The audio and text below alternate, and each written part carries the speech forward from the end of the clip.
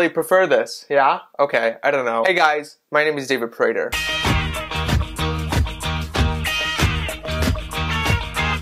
One, tell me, how did you like that intro, right? You like the vlog style a little bit? Maybe, maybe not. Could be terrible. We'll find out. More importantly, as you just saw, I went to the orthodontist today. You may have noticed that part where I didn't have a wire in or anything like that, and that's because every time I go in there, they take off all of the rubber bands, they take everything off, and they make me go floss and brush, as you saw, and it gives me a little sneak peek of what life may be like in a few weeks. That's really cool. Today I went in there and they looked at my teeth. They said everything is looking good. I went in, adjusted a couple little parts of the wire, which, by the way, when I say that, he's pretty much moving individual teeth. What he does is takes the wire and he takes these two little clamps. They kind of look like needle nose pliers, but like really short, and he clamps onto the wire and he twists it just a tiny bit so that when it's back on my teeth, it straightens everything out. Kind of cool, right? But you only do that with a rectangular wire. It's a lot stronger, a lot sturdier. Before that, you get a round wire, which just means like from end to end, if you were to bisect it down the middle, it would be circular.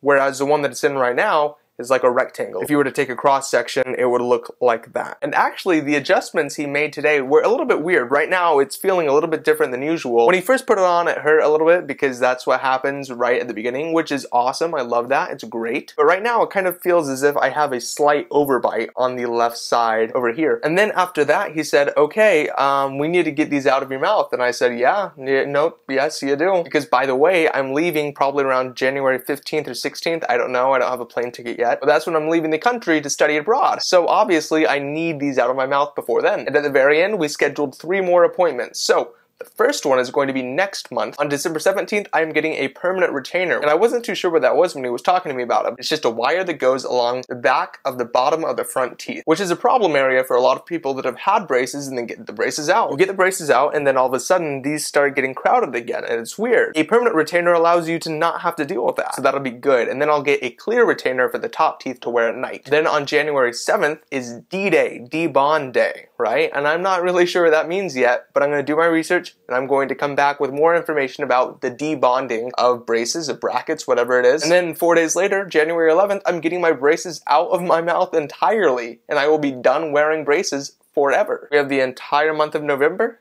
entire month of December, and then a week and a half of January, and then I'm done with braces. Braces videos are over, except probably not, because I will have some stains and stuff, so I'll talk about stains. I'll talk about basic tooth maintenance and care after that probably, just for a little bit, just so that I don't lose all of my audience at once. So really, it's just up to you. I want to know what you want to see out of this channel once the braces are gone. But for today, we do have something different. And by the way, I appreciate everybody that left a comment or a message or anything that you said that you wanted me to talk about in a future video. And you asked like a 2-part question. I'm going to answer both parts. The first part was, why do you think people are so obsessed with braces? Like, why does this braces mania exist? And the second part is, does it bother me? Is it a concern for me? Is it weird at all? And so let's start at the beginning. Why do I think people are really into braces on YouTube and just in general in life? And I think there's 2 reasons. The first reason is that a lot of people do have braces. And most of the people that have braces are children,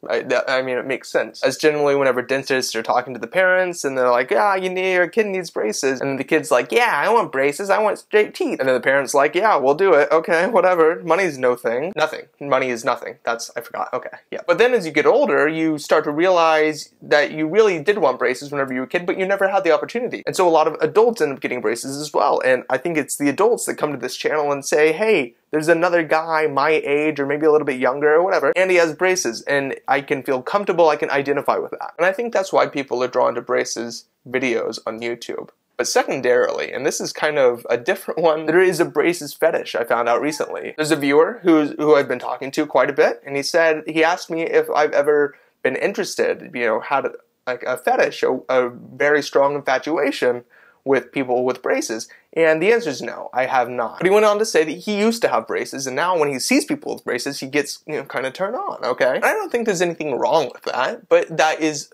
obviously another sect of people. And that's why braces mania exists. So does that bother me? Well, on both counts, no. Not really. I make these videos to help other people, and that's kind of, you know, that's the goal. I want to be able to help as many people as I can by making videos talking about my braces. And if it does help you, that's awesome, and I appreciate that you're taking value out of what I have to say. And if that value happens to be in a way that satisfies some weird sexual desire, that's fine too. Because it's not like most people went to go see Magic Mike for the sheer entertainment value of the narrative. You know, there are things a little bit deeper. Am I comparing myself right now to Channing Tatum and Matt Bomer? Yeah, no, I am. I sure am. That's cool, and I like that. And I hope that answers your question. Why are people interested? Well, I told you. How does it affect me? It doesn't really. I'm glad. I'm very happy that I can satisfy whatever needs and desires you have. And I guess my question to you is, what do you think? Why do you come here? Why are you watching this video right now? Additionally, I want you to ask me more questions. I have quite a few piled up that I'm ready to answer, really excited about. Also, what do you think about vlogging? I think I'm going to try to move into that space a little bit as I go abroad, especially. I think it offers multiple dimensions of my life, which is kind of what I want to get at you anyway. I don't want to be this guy that has to identify with braces. Because at the end of the day, these are going to come off, but I'm still going to be here. And I want to leave you with a quote that I saw at the orthodontist today. And that quote was, "If it doesn't challenge you, it can't change you." So remember that. If you're struggling with braces, or if you're worried at all about the pain or anything, there might be some challenges. Okay, that's fine. But that is the only way that your teeth are going to change in your mouth. And obviously, it applies on a much bigger scale than just braces. But this is a braces video, so let's talk about that in particular. And anyway, with all of that, I hope you got something out of it. I know that I satisfied my needs of being able to talk in front of a camera for a few minutes. With all of that, yeah, I'm gonna go. So yeah. Bye.